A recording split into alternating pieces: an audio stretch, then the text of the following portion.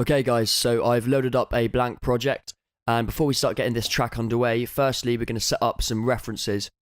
So to do that, we can use the keyboard shortcut Command and T to create two new audio tracks, and then we can rename these as Ref1 and Ref2 using the Command R shortcut, and then we can change these to white. So they're color coded, and then just move them to the left of the project so it's nice and neat on the left hand side, or at the very top of our project for when we're referencing. So another thing we need to do with these tracks is if we go down to the input-output routing and go to the audio 2 and change that to external out, this means we're going to bypass our master bus with these references. So it's going to go straight to our sound card, and then we're going to be able to reference it without any processing. And the reason that's important is because we want our references to sound exactly as they are when they've been released onto things like Beatport, and we don't want them to be processed again because they've already been mastered once. And if we start putting them through our chain as well, then we're not going to get a true representation of what they're supposed to sound like. So now we need to bring some tracks into the project to reference. So I've downloaded some tracks from our little analysis session a minute ago, and we're going to bring these into the session. So we've got a Leonardo Ganelli track and we've got a Solardo track. So what we can now do is select both of our reference tracks, hold down Shift and just tab these across into the arrangement view. So we're now working in the time domain, and this is just a bit more handy for seeing our track as it spans out across the timeline and for referencing. So the main reason that we're using two reference tracks within this project is because no one likes a copycat. So what we want to do is make comparative references between things such as the instruments, tonal balance, and things like the arrangement between both these reference tracks and our own project, while at the same time what we don't want to be doing is copying or emulating just one of these tracks. At the end of the day, these tracks or these producers are good for their own reasons, and we shouldn't be trying to copy their sound because we're only ever going to be as good as them. We're going to be striving to make our own sound that's unique to us, so that's why we're going to be using two tracks. So to make life a bit easier for ourselves, what we're going to do is we're going to use the Complex Pro warp mode to warp these tracks into time with our project, so it's just easier to flick between referencing and our own project in terms of the arrangement. So we're going to set 1.1 at the very start, and then we're going to warp from here straight. And if we got these tracks from Beatport, then we should know the BPM from the Beatport listing, so we can just input that and it should line up nicely. When we're doing the warping, make sure you use Complex Pro because that's designed for full tracks, so you're not going to get any artifacts or glitches like you would if you're doing it in Beats mode, which is more for things like drums.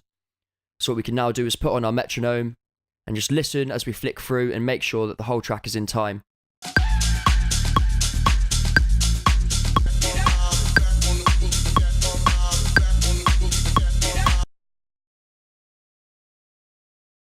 And as you can see here, if it's not in time, you can just put in a warp marker and drag it in time.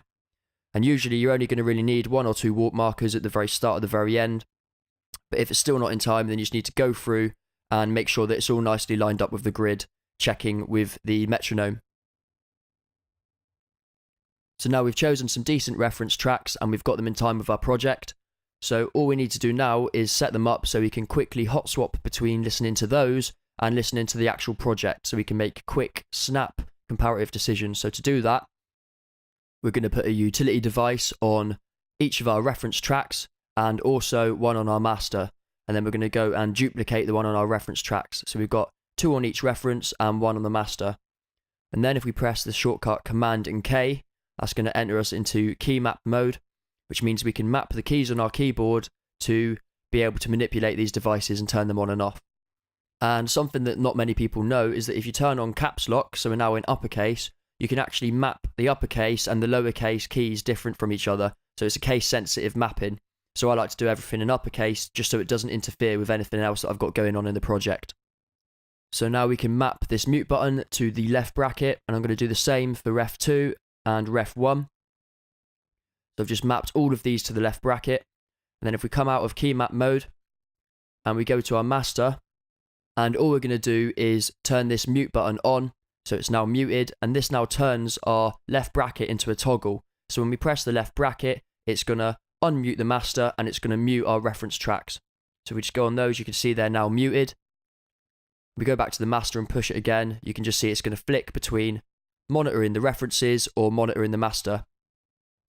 But obviously at the moment we've got the problem that we don't want to hear both the references at the same time. So now all we're going to do to go one stage further is the exact same thing again, but between our two references on this second utility device. So if we just turn one of these to mute and go into key mapping mode, then all we're going to do is map the right hand bracket to the second device's mute switches.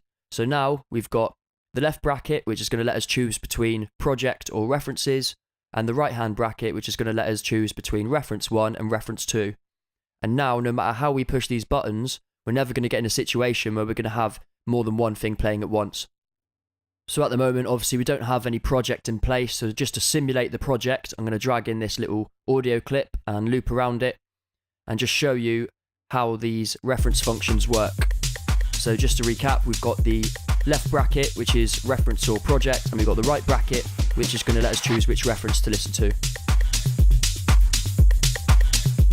So obviously there are some third-party plugins out there that will do this for you, but if you want to keep things cheap or free, and you don't mind setting it up to begin with, this is a really, really handy way of referencing your tracks.